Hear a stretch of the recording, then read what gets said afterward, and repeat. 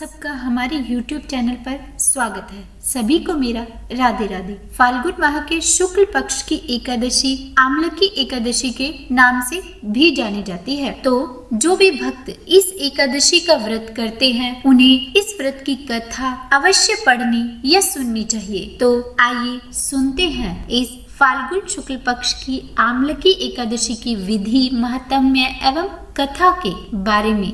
तो सबसे पहले मैं आपको इसकी विधि एवं महात्म्य के बारे में बताऊंगी, जिसे धर्मराज युधिष्ठिर के पूछने पर श्री कृष्ण भगवान ने स्वयं यह सुनाई थी। तो आइए सुनते हैं आमलकी एकादशी की विधि एवं महात्म्य। एक बार मांधाता जी गुरु वशिष्ठ से बोले कि हे ब्राह्मण, हे महाभाग, हे ब्रह्मयोने, जो आपकी मेरे ऊपर कृपा है तो ऐसा व्रत कहिए जिससे मेरा कल्याण हो। तब गुरु वशिष्ठ जी बोले कि रहस्य और इतिहास सहित व्रतों में उत्तम व्रत मैं कहता हूँ, जो संपूर्ण फल को देने वाला है। हे राजन, आमलकी का व्रत बड़े पापों को नाश करने वाला और सब लोगों से मोक्ष देने वाला तथा कई गोदान के फल को देने वाला है।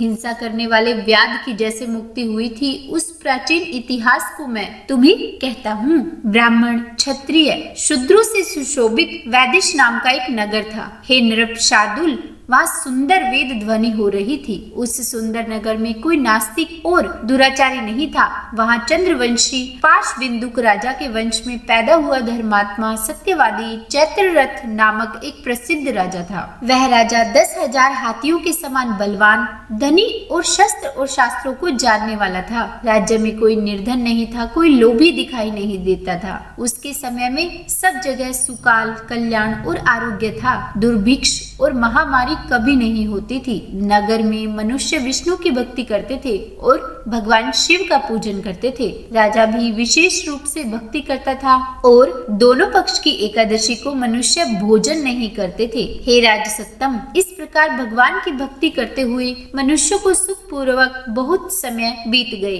कुछ समय बीतने पर फाल्गुन शुक्ल पक्ष की द्वादशी युक्त एकादशी प्राप्त हुई। हे विभो, हे नृप, उस एकादशी को बालक बूढ़े सबने मिलकर नियम और उपवास किए। राजा इस व्रत को विशेष लाभदायक समझकर नदी में स्नान करके प्रजा के साथ मंदिर में गए।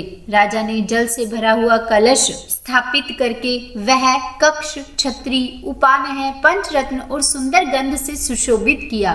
दीपमाला से युक्त परशुराम जी के साथ ऋषियों समेत सावधानी से आमले का भी पूजन किया। हे जामदगन्य, हे रेणुका नंदवर्धन, हे आमल की छाया से युक्त, हे मुक्ति को देने वाले, आपको नमस्कार है। हे धात्री, ब्रह्मा से उत्पन्न, हे सब पापों को नाश करने वाली आमलकी, तुमको नमस्कार है। मेरे अर्घ्य को ग्रहण करो। हे धात्री, तुम ब्रह्मा स्वरूप हो। रामचंद्र जी ने तुम्हारा पूजन किया है। परिक्रमा करने से सब पापों को दूर करो। इस प्रकार भक्ति से पूजन करके सबने रात्रि में जागरण किया। उसी समय वहाँ एक शिकारी आया। भूख और परिश्रम से युक्त, पाप के भार से पीड़ित, कुटुंब के लिए जीव हिंसा करने वाला वह शिकारी आमलकी एकादशी जागरण और दीपकों से शोभित उस स्थान पर वहीं बैठ गया। यह क्या है, ऐसा मन में सोचकर आश्चर्य करने लगा। उसने वहां रखे हुए कलश के ऊपर दामोदर भगवान का दर्शन किया, आमले का वृक्ष और दीपक जले हुए देखे और पंडितों के मुख से भगवान की कथा सुनी। शुद्धित होने पर भी एकादशी का महात्म्य सुना। विस्मय युक्त होकर रात में जागरण किया। फिर प्रातः काल सब मनुष्य नगर में गए तो शिकारी ने भी घर पर आकर प्रसन्नता से भोजन किया। बहुत काल के अनंतर व्याघ्र की मृत्यु हुई। एकादशी के प्रभाव से और रात्रि के जागरण से उसे चतुरंगिणी सेना समेत बड़ा राज्य मिला। जयंती नगरी का विदुरथ नाम का एक राजा था। वह धन धान्य और चतुरंगिनी सेना से युक्त था। उसी के यहाँ वह शिकारी वसुरथ नाम का बलवान पुत्र हुआ। वह निर्भयता से 10,000 ग्रामों का राजा, सूर्य के समान तेजस्वी, चंद्रमा के समान प्रकाशमान, विष्णु के समान पराक्रमी, पृथ्वी के समान क्षमायुक्त, धर्मात्मा, सत्यवादी और विष्णु का भक्त था। ब्रह्म ज्ञानी, कर्मशील, प्रजा का पालन करने वाला, दूसरों के घमंड को दूर करने वाला था। उसने अनेक प्रकार के यज्ञ और दान किए थे। एक दिन वह शिकार में देव योग से रास्ता भूल गया। उस गहरे वन में अकेला राजा क्षुधा से पीड़ित होकर भुजा का सहारा लेकर सो गया। उसी समय पहाड़ी मलेच्छों का समूह वहां आ गया। जहाँ वह शत्रुओं को मारने वाला राजा था, वहाँ आकर शत्रुता का व्यवहार किया। उन मलेच्छों ने पहले बैर को याद करके उस महादानी राजा को घेर लिया। उसको मारना चाहिए, इस प्रकार वे सब कहने लगे, क्योंकि इसने हमारे पिता, माता, पुत्र, भांजे, मामा आदि को मार दिया है। हम 10 दिशाओं में मारे मारे फिरते हैं। इतना कहकर वे पाश, पटिश, बाण, खंग और धनुष लेकर राजा को मारने को तैयार हो गए। वे सब शस्त्र गिराते रहे, परंतु राजा के शरीर में चोट नहीं आई। उनके शस्त्र कुंठित होने से वे सब बेहोश हो गए। एक कदम चलने की भी उनकी शक्ति नहीं रही। इतने ही समय में राजा के शरीर से दिव्य सुगंध से युक्त, सुंदर वस्त्र आभूषणों से युक्त सर्वांग सुंदरी एक स्त्री पैदा हुई। सुंदर माला धारण किए हुए, टेढ़ी भ्रुकुटी वाली, नेत्रों से अग्नि को बरसाती हुई, दूसरी काल रात्रि के समान हाथ में चक्र लिए क्रोध में भरकर उसने कुकर्मी मलेच्छों को मार दिया। जब राजा की नींद खुली तब इस आश्चर्य को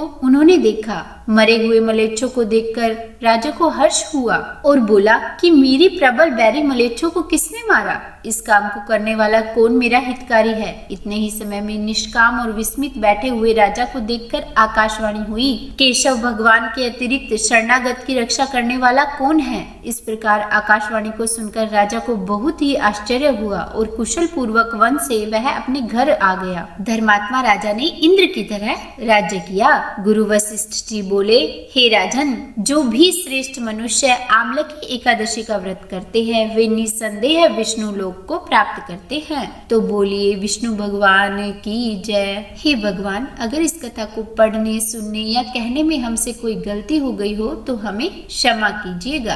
अब बात करते हैं एकादशी का व्रत करने वालों के लिए इस दिन सागार क्या लेना चाहिए। तो इस दिन सागार का बहुत ही विशेष विधान है। कहते हैं जिस दिन जो सागार लेना होता है केवल उसी को खाकर व्रत करना अगर मुश्किल हो तो पहले निवाले में यानी कि पहले ग्रास में उस विशेष सागार को लेकर बाद में अन्य शाकाहार या फलाहार लेना चाहिए। तो इस आमलकी एकादशी पर आंवले का सागार लेना चाहिए।